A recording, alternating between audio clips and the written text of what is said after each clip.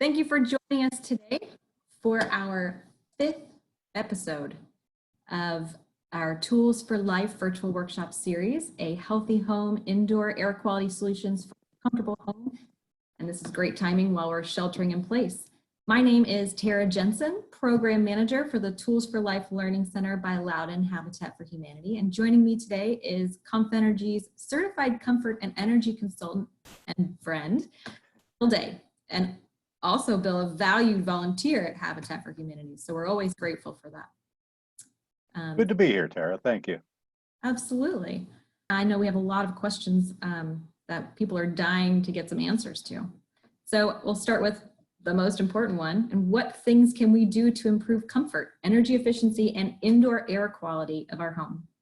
Well, I want to add one little extra to that, and building durability is something else that we address. And what I mean by that is making your home last and not fall down around your head. So it's a good one. We're going to start, yeah, always a good idea. Great. Start off with the exterior. And, a lot of this is going to seem like basic common sense stuff, but it always helps to get it kind of recapped and just bring it back to top of mind since we're getting into the season where we can get out and do these things. The first one, especially on a day like today, is checking your gutters and downspouts for clogs. This is a very important thing as far as building durability and also air quality, because moisture issues can lead to mold, things like that are going to affect people's allergies and well-being. Right. That's a good reminder, because those are out of sight, out of mind, I think. So, exactly. Yeah. Yep. And I did want to share one little tip that I don't know where I picked it up along the way, but one of the magazines I perused or whatever. If you take a length of chain and drop it down your downspouts and leave it there, make it a permanent thing. Then when it comes time to clean the downspouts, you pull the chain up, everything that's clogging it comes up with it, and then you drop it back down and you've got a clear downspout. That is a great tip. It was one of those aha moments for me. Yeah. So that was tip number one. Next thing to look for are the downspouts and sump pump discharge lines. We want to make sure that they're far enough away from your house where they're not going to recirculate the water that we're trying to get rid of back into your home. And do you have that clay bowl picture? I do, yes. Okay. This will help kind of people get their heads around what I'm talking about when I talk about this clay bowl. Definitely. Okay, so if you look at this, we've basically got a picture of a house, and if you look closely, you can see that it's sitting in a hole filled with water. It looks like it's in the middle of a swimming pool. And basically what that is that's the hole that was dug to build the house. And around that hole is all virgin soil, so it's very, very dense. It's been there for billions of years compacting. Even if the builder did a great job tamping that dirt next to the house, it's still nowhere near as dense as the surrounding dirt. So what's going to happen is that loose soil is going to act like a bowl and just fill up with all the water that runs off of the dense soil. Mm-hmm. So that starts to fill the bowl up around the foundation of the house, and that's where hydrostatic pressure starts pushing that water inward. The reason that I brought that up at this point is we want to make sure that our downspouts and our sump pumps are pumped beyond that bowl. Otherwise, you're just pumping the water right back into the bowl, and it's just recirculating. You pump it, you get it back, and you pump it, you get it back. It's not a good thing. Right. So that's the clay bowl. That makes sense. Good. Yeah. The other thing that I wanted to talk about, and with moisture being what it is a lot of homes are starting to experience wood rot right now, just because of all the humidity that we've had, not just in the past month or two, but even for the past year. We've really had a lot of rain.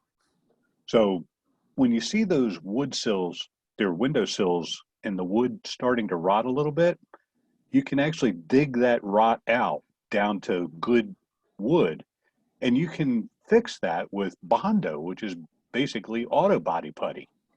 So you get that body putty, fill that in, rebuild the wood, and paint it, and nobody would be the wiser that repair is there. Huh. So you don't have to necessarily replace everything that's starting to rot. Oh, that's because that can be costly. Exactly. Yeah. So, and even if it's a stopgap measure, okay, this will get me through to next year when I can put some money away for the windows. Uh, Walk up steps. These are the usually concrete steps out of basements. Uh, they are notorious for leaking water into a basement. By code, they have to have a drain down at the foot of those steps for obvious reasons. Otherwise, you make a big fishbowl. Right. The problem It's an is odd that shaped swimming pool, but yes. exactly easy to get in and Yes. out of. The bad news is that those drains clog very easily because all the silt and all the leaves and everything that get down in that stairwell make it down into the trap of that drain or even further down the pipe and basically just coagulate in there. And sooner or later, that thing's going to fill up and you'll either, you know, the ideal thing is be able to take an auger and get down through that. And that's a homeowner type thing. Mhm. It's basically a closet auger, which is one of the screw type apparatus that they clean toilets out with. If you can get that down in there, or worst case scenario, if it's further down the pipe, you might have to get a plumber in there with a mechanical snake to get that line further down there clear. So Bill, there are a lot of older homes. Hmm. Are there basement stairs that don't have drains? Absolutely. Yeah, And okay. That can see that being a concern. yeah, typically with them, the only way to prevent that from being a problem is a Bilco type door. Mhm. Just keep the rain out. Right. Okay. Yeah. Okay. So next, going to kind of move down into the basement. And the first thing, especially, I keep going back to today because it's pouring up here on the mountain, is your sump pump operation. You want to make sure that that sump pump is working before you need it. A good dry day is That's a good good day to advice. test it. Right. You don't want to test it when it's raining. Right. Uh, so basically, the best way to test it is just fake it out. Just take 2 5-gallon buckets worth of water, dump them down in that pit, let the float rise up on its own volition, make the switch, and watch everything operate from A to Z. So basically, what's going to happen is there's a little float in there that goes up, makes the switch, turns a pump on, it pumps water out. Go make sure that the water is leaving the end of the pipe outside. Some people think, well, okay, I'm going to kill two birds with one stone. I need to drain my water heater annually and I need to put water in my sump pit. Hmm. Neat idea, but the hot water is not great for that pump. So don't do that. Keep them separate. Drain the Okay. water heater outside or into a laundry sink or whatever you have available to drain that off, but don't put it into the sump crock. That's good advice. I can see that being an easy, like you said, two birds with one stone solution. Mm-hmm. So, okay, we'll Yep. keep that in mind. I'm all about easy, but not if it's going to cost me something. Right. So one of the other things on your sump pit is if you do not have a good airtight lid on top of that sump pump pit, think about it. That pit is a pit that by design full of water. And that is in the basement, which is typically a high humidity level in a house. Mhm. So I've got an open pit full of water evaporating into a high humidity place. I'm exacerbating the problem. So a lot of people think, okay, well, I'm going to buy a dehumidifier and sit it next to the pit, just dump the tube right down into the pit so that the water goes away. So you're dehumidifying, dumping the water in the pit, the water evaporates, comes back into the air, you dehumidify it, put it back in the pit and the water. It's a vicious cycle. You're just recycling that humidity. So Right. put an airtight lid on that pit. Another good. Okay. If you have access to it, a humidity hygrometer type meter is a good thing to take down in your basement just to see what the humidity levels are. An interesting little tidbit, outside air, when it gets inside, if it's, let's just say 90-degree, 65% relative humidity outside, you take that air into a basement and cool it down. For every degree of temperature that we cool that air, we increase the relative humidity by 2.2%. Really? So if you decrease the temperature of that by 10 degrees, you increase the relative humidity by 22%. Really? I almost would have thought the opposite, but okay.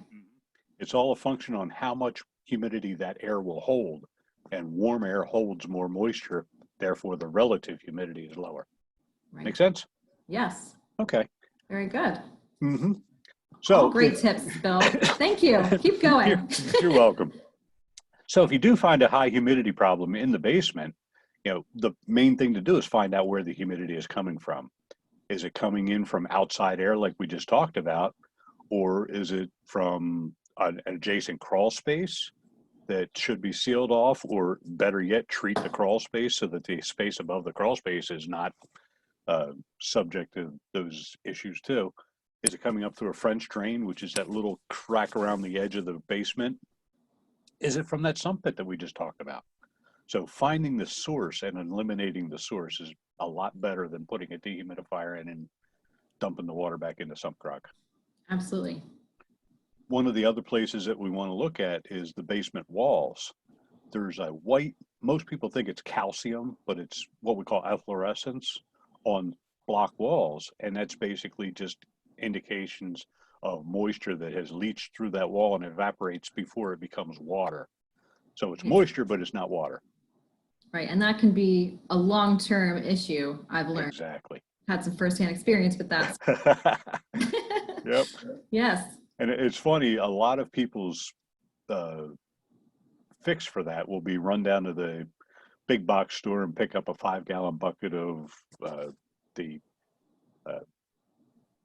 foundation covering paint. And, well, I'm trying to think of the name and it's eluding me. But basically it's Kills? Is it the no, Kills? the Kills is for like a primer. This is a seal. I can't remember it. It's embarrassing because I've used it by buckets. We've got anyway, a lot of things going on, so there's no worries there. It is a waterproof paint that people would paint the inside of the wall with. The problem with that is we've got the hydrostatic pressure pushing in from the ground from, what is it, Tara? The clay bowl? Yes. So we've got water that bowl right around your home. Yeah. Exactly. Yes. So that pressure is pushing in against a paint layer. So you're going to see bubbles. And then eventually one of them's going to pop and you get the same issue happening again. Dry lock is what I was trying to think. Okay. That's the name of the paint that people would use on that. So although it might be a nice temporary solution, it's going to fail. It's just a matter of when. Right. So I would recommend any time and monetary investments that you would put into that, just put them into the penny jar for the right fix. No, and that's a great suggestion because here in Loudon, so many of us have homes with basements and exactly there's a concern. So thank you. Yep, absolutely. So kind of moving along here, we're going to shift gears into the HVAC side of things, the heating and air conditioning systems. While you're cooped up in home, there are a lot of things that you can be doing just to keep things not only efficient, but actually extend the life of things and improve your indoor air quality while you're cooped up. Yeah, I do imagine we are taking a lot more time paying attention to those, variations. Yep. Like I said earlier, my walls are cold in the winter and hot in the, summer. So yeah, we're paying attention to that here. So thank you for. Exactly. Yeah, when you're in it 24/7, it's a lot more noticeable than when you walk in from work. Yes, it is. Yeah. So the first thing that I wanted to talk about is the air filter. And most people are aware that their system has an air filter. It's amazing to me how many people aren't sure exactly where it is. And what amazes me is they're not sure where it is. How often does that get changed? So there are two different places that the filter may be located. Depending on what area you're in, Loudoun County, most of the air filters are located in what are called filter grills, which are in the walls. So you actually take a grill off of the wall. It's usually hinged and you can just replace the filter right there. In a lot of homes that have the systems down in the basement, the unit contains the filter or it's in a filter rack adjacent to the unit. So those are the two different places to look for it. The filter really is going to, how often to change the filter is going to depend on each situation.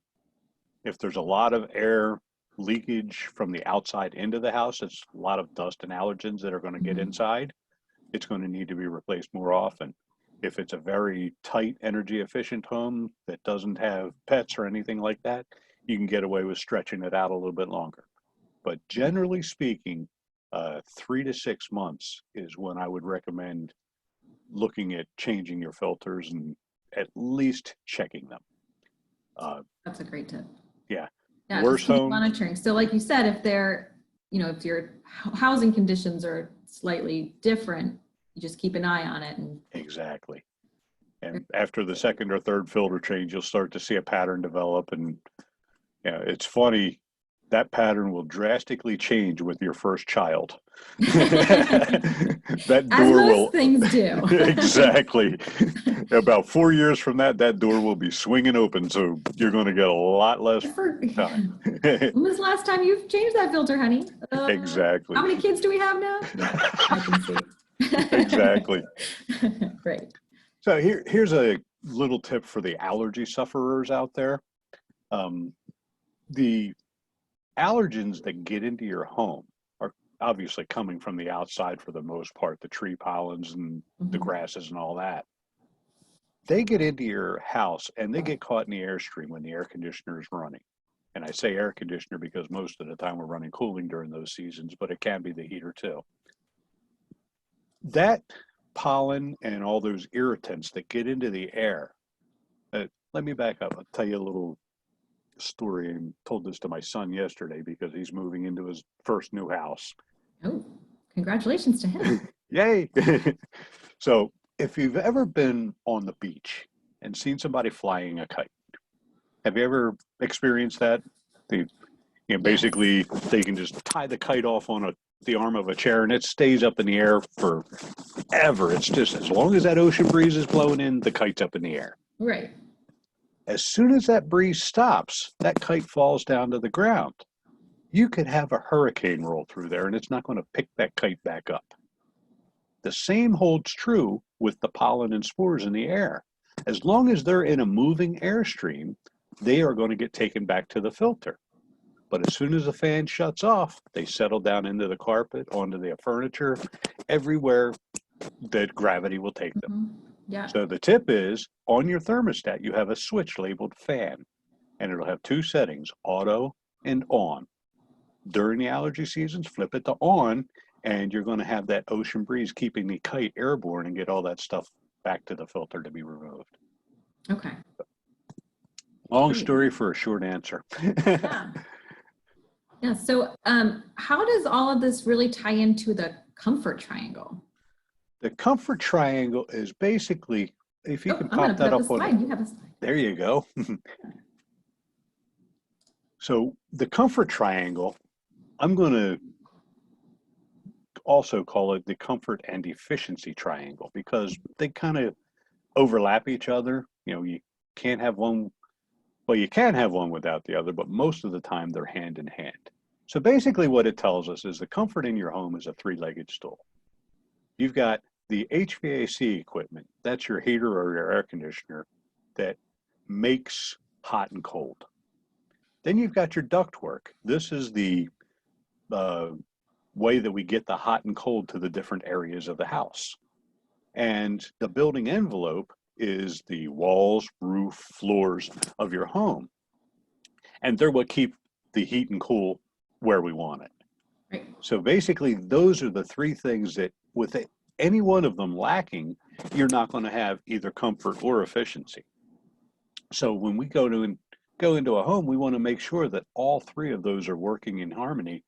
The HVAC is making it hot and cold, the ductwork's getting it there, and the building envelope's keeping it there.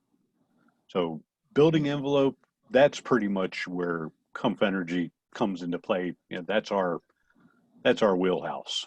Right. HVAC would be an HVAC contractor, and ductwork, unfortunately, not many from either world are going to get into the ductwork. So it's kind of the stepchild that's hanging out there, and it's my personal soapbox, but we're not here for that anyway. So that's really what we mean by the comfort triangles, all three of those have to be in harmony and working properly. Make Right. So sense? I can see that your house works together as a system, as a whole, Exactly. comfort level for you. Right. Right. And as I said, if one of those three is lacking, then the other two are not going to be able to pick up the slack on it. Right. Okay, All great. right. Thank you. Mhm. So what is the stack effect and how does that impact the comfort? And this kind of ties in a little bit here. So can you tell us about that? Absolutely. And if you want to pop that slide up too.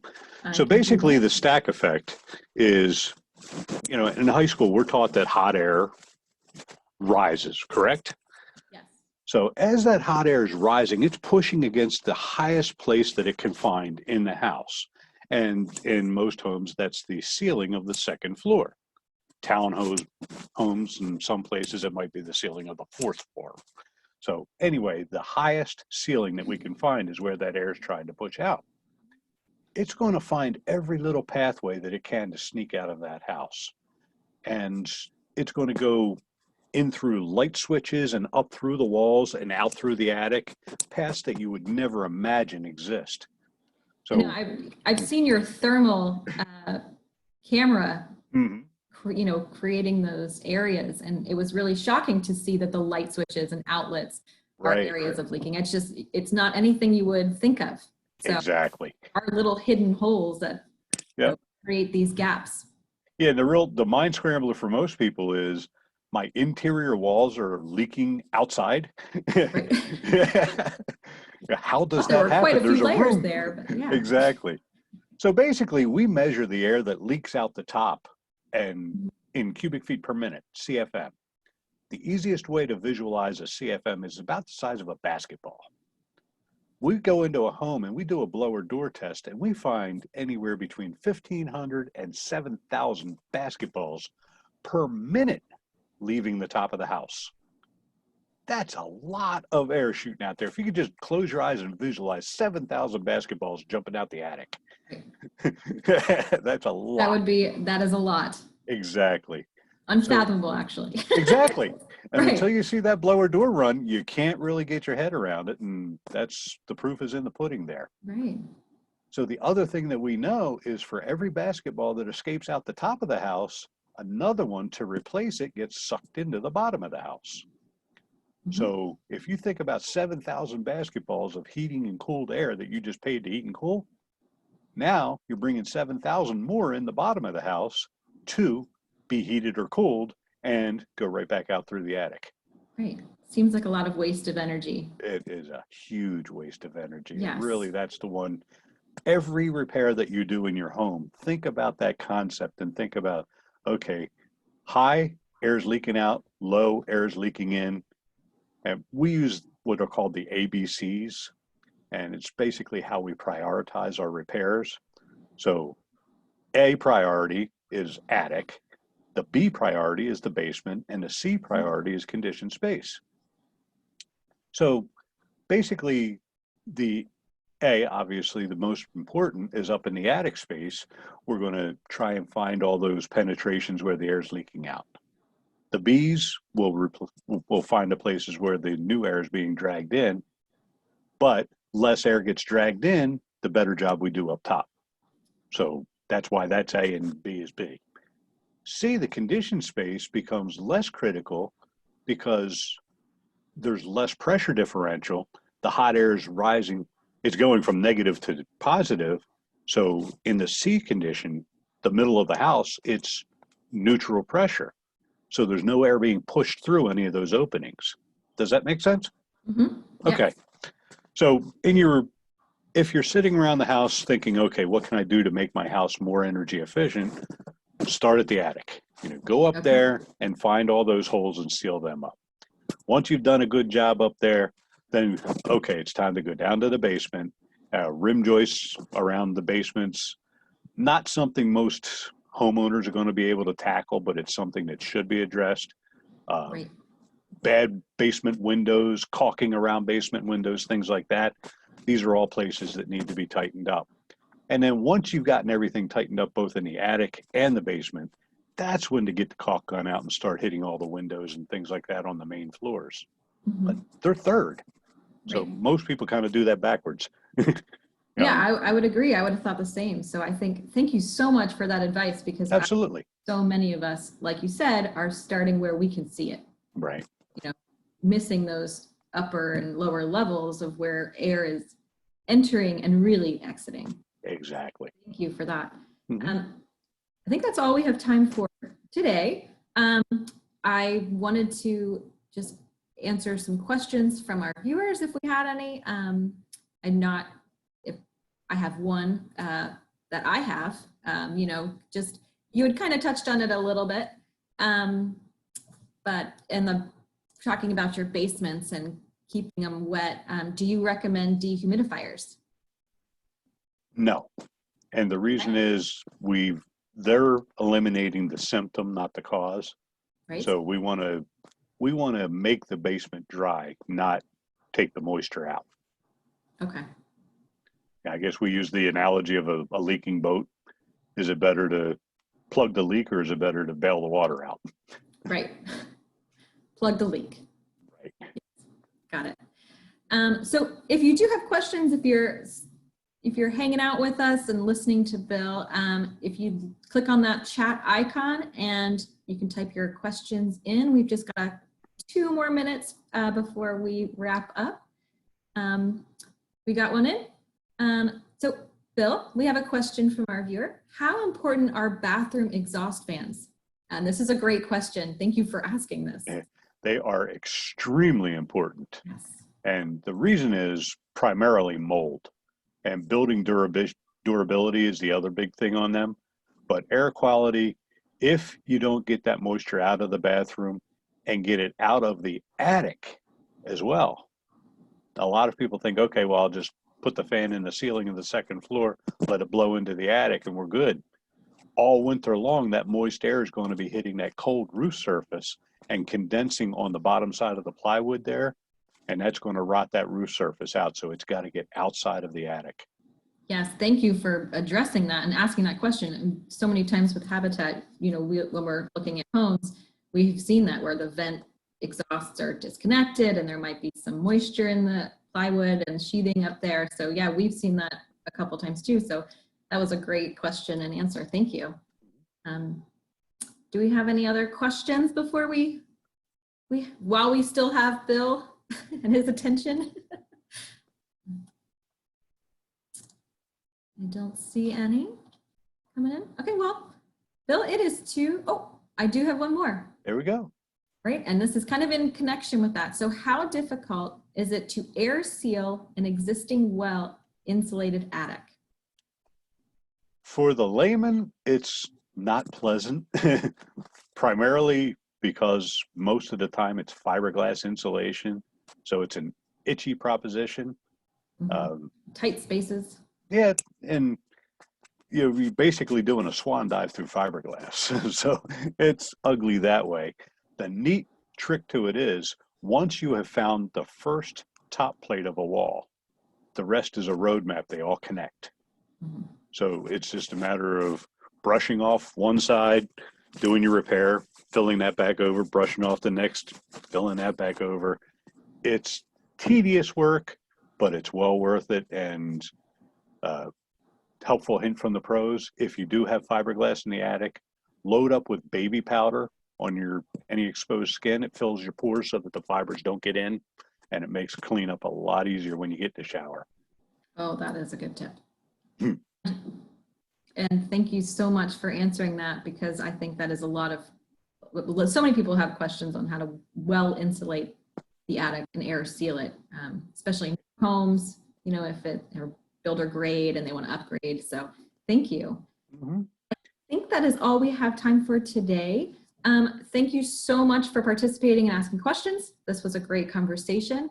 On behalf, Bill, thank you. Thank you. You're welcome. It's always a pleasure.